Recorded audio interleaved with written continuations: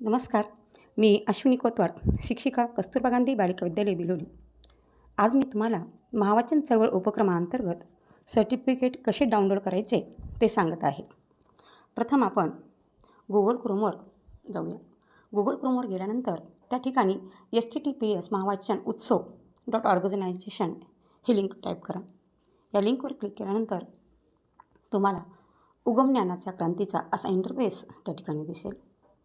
School user registration आपण केलेलं आहे, त्यामुळे आपणास युजर लॉग इनवर क्लिक करावे लागेल. युजर लॉग इनवर क्लिक केल्यानंतर या ठिकाणी तुमच्या शाळेचा VDS नंबर नोंद करा.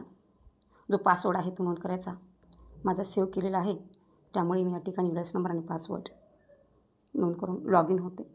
लॉग इन झाल्यानंतर असा इंटरफेस आपल्याला दिसेल. पूर्वी सबमिट केलेली माहिती असल्यामुळे त्या ठिकाणी तुमच्या शाळेची माहिती, संख्या विद्यार्थ्यांची दिसेल. या ठिकाणी माझ्या शाळेची माहिती, संख्या दिसत आहे. डॅशबोर्डवर क्लिक करा. डॅशबोर्डवर क्लिक केल्यानंतर आपण पूर्वी सबमिट केलेली माहिती आहे, त्यामुळे अशा पद्धतीची आपल्याला माहिती या ठिकाणी दिसेल. मी या ठिकाणी माझ्या एका विद्यार्थिनीचं सर्टिफिकेट डाउनलोड करून तुम्हाला दाखवत आहे. रोशनी कांबळे या विद्यार्थिनीचं सर्टिफिकेट मी या ठिकाणी डाउनलोड करत आहे. जनरेट सर्टिफिकेटवर क्लिक करा.